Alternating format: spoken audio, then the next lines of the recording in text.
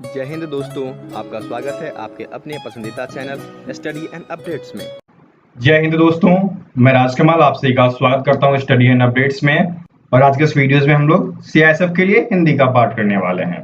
अभी तक आपको कुल 6 सेट दे दिया गया है, उसके मॉक टेस्ट भी दिए गए हैं जो कि बिल्कुल मुफ्त है।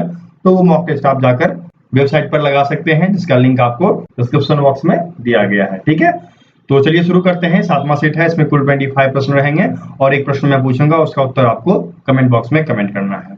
ओके, तो देखिए यहाँ पर निर्देश दिया गया है। प्रश्न संख्या 1 और 2 दिए गए मुहावरे और लोकोक्तियों के अर्थ बतलाने के लिए 4 विकल्प दिए गए हैं। प्रत्येक के लिए उपयुक्त अर्थ वाला विकल्प हमें चुनना है। क्या दिया गया है? हाथ का मैल। हाथ का मैल, इस मुहावरे का अर्थ क्या होगा? इसका मतलब हो गया कि अति तुच्छ होना। कोई ऐसी वस्तु जो तुच्छ है वह कहलाता है हाथ का मैल, जिसका कोई भी मूल्य नहीं होता। ठीक है, तो ढूंढिए तुच्छ वस्तु। ये देखिए आपके बी में दिया गया है। तो फर्स्ट का उत्तर क्या हो जाएगा? फर्स्ट का उत्तर आपका बी हो जाएगा, तुच्छ वस्तु। ठीक है, आगे बढ़े। अब देख लीजिए, आपका सेकंड दिया गया है, छछूंदर के सर में चमेली का तेल। अब ये जो मुहावरा है, इसका क्या मतलब हुआ? इसका मतलब हुआ कि एक अयोग्य व्यक्ति है जिसको उस पद का कोई कीमत नहीं पता हो और उसको वह पद मिल जाता है। तो यहाँ पर आप ये मुहावरा कह सकते हो कि छछूंदर के सर में चमेली का तेल। ठीक है, अर्थात अयोग्य व्यक्ति को उत्तम पद मिलना। ढूंढिए, कहीं दिया गया है? ये आपके देखिए डी में दिया गया है, अयोग्य व्यक्ति को उत्तम पद मिलना। तो सेकंड का उत्तर क्या हो जाएगा? सेकंड का उत्तर आपका डी हो जाएगा। ठीक है, चलिए आगे निर्देश पर है। इसमें आपको दिया गया है, दिए गए 4 वाक्यों में एक वाक्य शुद्ध है, 3 अशुद्ध हैं। तो शुद्ध वाक्य का हमें चयन करना है। देखिए यहाँ पर क्या दिया गया है। यहाँ पर यदि हम पहला वाक्य पढ़ते हैं तो यहाँ पर दिया गया है, मैंने आपसे प्रणाम किया। तो ये जो वाक्य है यह गलत हो जाएगा। यहाँ पर क्या होना चाहिए? मैंने आपको प्रणाम किया था। ठीक है, ये ढूंढना है आपको, मैंने आपको प्रणाम किया था। देखिए बी वाले में दिया गया है, वाक्य जो होता है यदि उसका सार्थक अर्थ निकले तो वह सही होता है। यहाँ पर इसका कोई सार्थक अर्थ नहीं निकल रहा है, इसलिए पहला वाला गलत हो गया। दूसरा वाला क्या है? मैंने आपको प्रणाम किया था। ठीक है, सार्थक अर्थ और इसका क्रिया जो है बिल्कुल सही है। तो उत्तर क्या हो जाएगा? थर्ड का उत्तर आपका बी हो जाएगा। ठीक है, अब यहाँ पर देखिए आपके 4 विकल्प हैं और इन चारों विकल्प में चारों विभिन्न प्रकार के हैं। तो इसमें कौन सा शुद्ध है, हमें इसका चयन करना है। ए दिया गया है, यह खबर सुनते ही उनके होश उड़ गए, जो कि बिल्कुल सही लग रहा है। दूसरा दिया गया है, यह स्वकुशल पूर्वक रह रहा है। ठीक है, तो यह गलत है, वह स्वकुशल पूर्वक रह रहा है। सोना कल के दिन जाने वाली है। ठीक है, ये भी गलत है। नेक्स्ट आपका दिया गया है, आपका पिताजी ने बोले थे। ये भी गलत है। तो जो शुद्ध है वह आपका 4 का ए हो जाएगा। ठीक है, अब अगला देख लीजिए, क्या दिया गया है। प्रश्न संख्या 5 और 6 में दिए गए शब्द में से केवल एक शब्द की वर्तनी शुद्ध है, उसको हमें उत्तर पुस्तिका में काला करना है। ठीक है, तो देखिए यहाँ पर आशीर्वाद लिखा गया है। तो आशीर्वाद आप कैसे लिखते हो, जल्दी से बताइए। तो आशीर्वाद आपका अ आकार, श दीर्घिकार, व आकार, ऊपर रेफ और द होता है। यदि इसका संधि विच्छेद करें तो क्या होगा? आशीष जोरवाद। इसका मतलब क्या होता है? मंगलकारी बातें। तो ये आपको ऐसा ढूंढना है जो कि आपके देखिए यहाँ पर ए में दिया गया है, आ दिया गया है ना, बाकी यहाँ पर अ दे दिया गया तो गलत हो गया। और यहाँ पर देखिए सौदीर्घ के साथ रेफ की मात्रा, तो ये गलत हो गया। ठीक है, तो ए वाला उत्तर आपका सही हो जाएगा, 5 का ए उत्तर हो गया। ठीक है, छठा देख लीजिए, क्या दिया गया है? दुर्व्यवहार। दुर्व्यवहार कैसे लिखते हो? दो हर्षुकार, वयो संयुक्त, ऊपर रेफ। ठीक है, यहाँ पर रेफ की मात्रा आती है, तो ये वाला आपका बिल्कुल सही होगा, व ह आकार र। ठीक है, सी वाला उत्तर आपका यहाँ पर सही हो जाएगा। तो 6 का उत्तर क्या हो गया? 6 का उत्तर आपका सी हो जाएगा। दुर्व्यवहार मतलब क्या होता है? किसी शक्ति या पद का अन्यायपूर्ण उपयोग करना। ठीक है, आगे बढ़े। अब देख लीजिए क्या दिया गया है। प्रश्न संख्या 7 और 8 में दिए गए प्रत्येक वाक्यांश के लिए एक शब्द का चयन करना है। यहाँ पर इसके लिए 4 विकल्प दिए गए हैं। उचित विकल्प का चुनाव कीजिए और उत्तर पुस्तिका में काला कीजिए। क्या दिया गया है? मोक्ष की कामना करने वाला। वैसा व्यक्ति जो मोक्ष की कामना करता है उसे हम मुमुक्षु कहते हैं। ठीक है, मुमुक्षु। ये देखिए आपके सी में दिया गया है। उत्तर क्या हो जाएगा? 7 का उत्तर आपका सी हो जाएगा। मुमुक्षु नहीं होगा, मुमुक्षु होगा। ठीक है, आगे बढ़े। 8वां देख लीजिए क्या दिया गया है, जिसकी माप ना की जा सके। तो वैसा चीज जिसको नहीं मापा जाता है वह कहलाता है अपरिमेय। ठीक है, ये देखिए आपके सी में दिया गया है, तो उत्तर क्या हो जाएगा, 8 का उत्तर आपका सी हो जाएगा।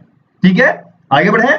अब देखिए आगे बढ़ते हैं और अब आपको दिया गया है, दिए गए वाक्यों में रिक्त स्थानों की पूर्ति जो है वह उचित शब्दों द्वारा करनी है। क्या दिया गया है 9वां, वह डैश पूर्वक सबके सामने झुक गया। वैसा व्यक्ति जो किसी के सामने झुकता है वह नम्रता विनय, ठीक है, इसका परिचय देता है। वह विनय पूर्वक सबके सामने झुक गया। ठीक है, विनय, तो विनय ढूंढिए या फिर यहां पर आप नम्रता कह सकते हैं, नम्रता पूर्वक सबके सामने झुक गया। तो विनय आपको दिया गया है, उत्तर क्या हो जाएगा, 9 का उत्तर आपका सी हो जाएगा। ठीक है, आगे बढ़े। अब देख लीजिए 10 दिया गया है, मुझे इस कार्यक्रम का डैश नहीं पहुंचा।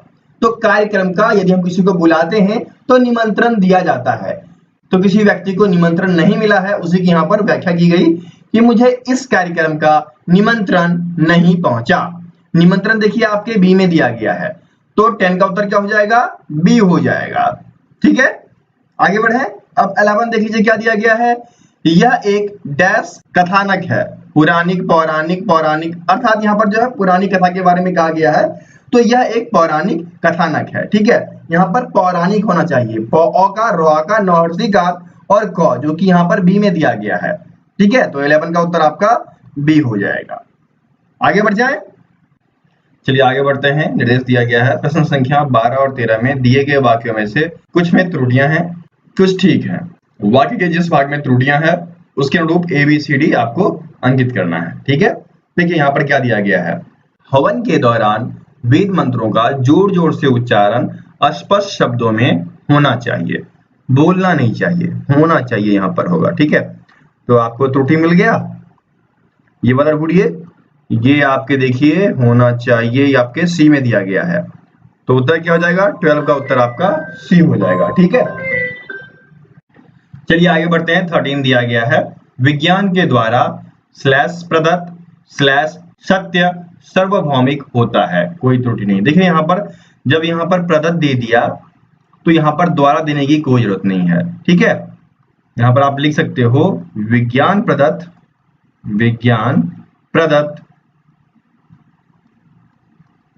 सत्य सार्वभौमिक होता है। ठीक है, यहाँ पर के द्वारा लगाने की कोई जरूरत नहीं है, ये त्रुटिपूर्ण हो गया, तो इसे आप ढूंढिए, जो कि यहाँ पर 13 के ए में दिया गया है, तो 13 का ए आपका उत्तर हो जाएगा।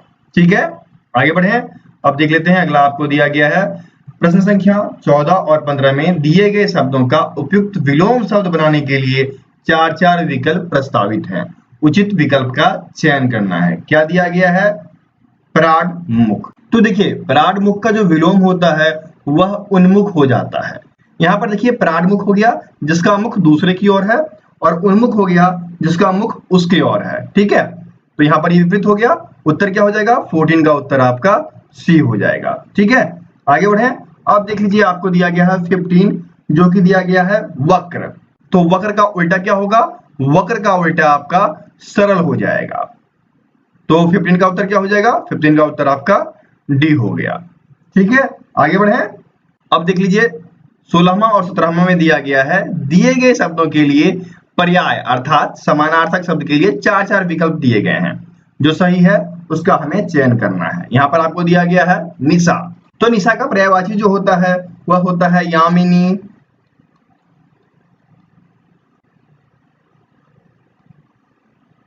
तमी, त्रियामा, रात, रात्रि,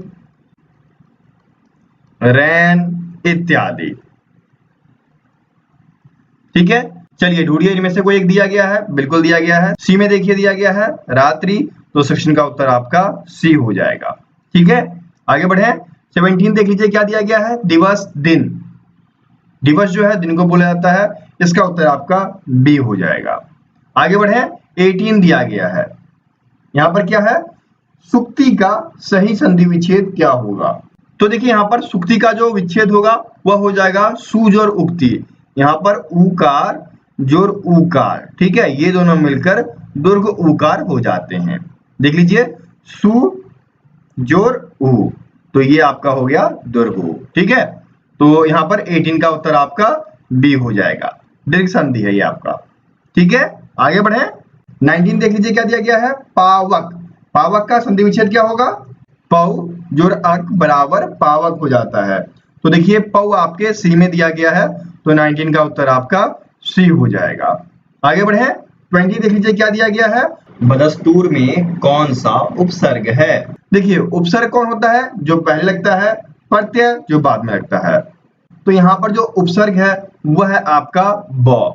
ब जोड़ दस्तूर बराबर बदस्तूर हो जाएगा। ठीक है, तो 20 का उत्तर क्या हो जाएगा, डी। आगे बढ़े। अब देख लीजिए दिया गया है संगम। संगम में शम, सम जो है यह आपका उपसर्ग है, इसलिए 21 का उत्तर आपका डी हो जाएगा। आगे बढ़े। 22 दिया गया है लंबोदर। लंबम उदरम यस्स, जिसका उदर लंबा हो, पेट लंबा हो, उसको बोला जाता है लंबोदर। और यह कौन सा समास है, यह आपका बहुव्रीहि समास हो जाएगा, क्योंकि लंबोदर जो है वह गणेश जी को बोला गया है। ठीक है, और यहाँ पर क्या हो रहा है कि किसी विशेष चीज का चर्चा किया जा रहा है, विशेष अर्थ निकल रहा है। ठीक है, तो वो हो जाता है आपका बहुव्रीहि समास। तो 22 का उत्तर क्या हो जाएगा, बी हो जाएगा। आगे बढ़े। अब अगला देख लीजिए, आपको दिया गया है पंचवटी। पांच वटों का समाहार पंचवटी कहलाता है। तो यहाँ पर संख्यावाची, और संख्यावाची क्या होते हैं, द्विगु समास होते हैं। कहाँ दिया गया, आपके ए में दिया गया है। तो 23 का उत्तर क्या हो जाएगा, ए हो जाएगा। संख्यावाची द्विगु। ठीक है, आगे बढ़े। अब देख लीजिए आपका 24 दिया गया है, आंख का तत्सम शब्द क्या होगा। आंख जो है किस शब्द से बना है, तो यह आपके अक्षी शब्द से बना हुआ है। ठीक है, आंख का तत्सम शब्द अक्षी होगा, जो कि यहाँ पर बी में दिया गया है। तो 24 का उत्तर आपका बी हो जाएगा। आगे बढ़े। अब देख लीजिए ये आपका आखिरी है, उसके बाद में आपको एक प्रश्न पूछने वाला हूं, उसका उत्तर आपको देना है। यहाँ पर क्या दिया गया 25 में, राम बहुत तेज दौड़ता है में राम क्या है। देखिए यहाँ पर राम के बारे में पूछा गया है, तो राम जो है संज्ञा या सर्वनाम के अंतर्गत आएगा। तो यहाँ पर सर्वनाम दिया गया है, वैसे राम जो है किसी का नाम है, इसलिए संज्ञा होना चाहिए। ठीक है, यहाँ पर यदि संज्ञा होता तो बहुत ही सही होता। ओके, तो उत्तर आपका डी हो जाएगा। या फिर इसमें यह पूछ सकता है कि राम बहुत तेज दौड़ता है, तो यहाँ पर आपसे बहुत के बारे में पूछ सकता है। तो ये जो बहुत होता है यह तेज दौड़ने की विशेषता को बतला रहा है। तो विशेषण की विशेषताओं को बतलाने वाले को क्या कहा जाता है, प्रविशेषण कहा जाता है। तो बहुत जो है वह यहाँ पर प्रविशेषण है। ठीक है, प्रविशेषण है। ओके, तो उत्तर आपका डी हो गया। तो चलिए एक प्रश्न आपके लिए है, पंचवटी समास का विग्रह आपको बताना है। मैंने ऊपर बताया कि पंचवटी कौन सा समास है, इसका विग्रह आप कमेंट बॉक्स में कमेंट करेंगे। ठीक है, तो दोस्तों यदि आपको सीआईएसएफ से जुड़ी नोट्स चाहिए तो वो भी उपलब्ध है पीडीएफ के रूप में। यदि आपको पीडीएफ चाहिए तो हमें व्हाट्सएप कीजिएगा। ठीक है, पीडीएफ के लिए मैं आपको व्हाट्सएप नंबर दे देता हूँ, 7979946092। ठीक है, आपको 121 का चार्ज रखा गया है सीआईएसएफ के लिए, जिसमें कि आपको चैप्टर वाइज में आपका क्या क्या आते हैं, एक आपका जीके, ठीक है, दूसरा आपका हिंदी या इंग्लिश जो भी आपका होगा, तीसरा आपका रीजनिंग, और चौथा आपका मैथ्स। ठीक है, ये दिए जाएंगे। उसके बाद आपको प्रैक्टिस सेट दिए जाएंगे। ठीक है, तो प्रैक्टिस सेट की संख्या 50 या उससे ऊपर होगी, समझ गए। और लास्ट 1 ईयर के करंट अफेयर जो कि साथ में दिए जाएंगे। ठीक है, तो पीडीएफ का ये है, चार्ज 121 है। पे किस पे करना है आपको, पे इसी नंबर पे करना है, 7979946092। ठीक है, ये हमारा ऑफिशियल नंबर है। व्हाट्सएप हो, टेलीग्राम हो, जहां भी आप ढूंढेंगे इसी नंबर से मैं आपको मिल जाऊंगा। ठीक है, और यदि आपको फ्री का मॉक टेस्ट चाहिए तो वो भी मैं आपको बता दूं, फ्री मॉक टेस्ट सीरीज जो कि आपको हमारे वेबसाइट पे दिया जाएगा फ्री। वेबसाइट क्या है, www.studyandupdates.in। डॉट इन वाले पे फ्री आपको ऑनलाइन मॉक टेस्ट सीरीज दिया जाता है, वहां पर जाकर आप उस टेस्ट सीरीज को लगा सकते हैं। ठीक है, कोई भी दिक्कत होगा हमें कांटेक्ट कर लीजिएगा, हमारा व्हाट्सएप नंबर है 7979946092। ठीक है, फिर मिलते हैं अगले वीडियो में, तब तक के लिए जय हिंद।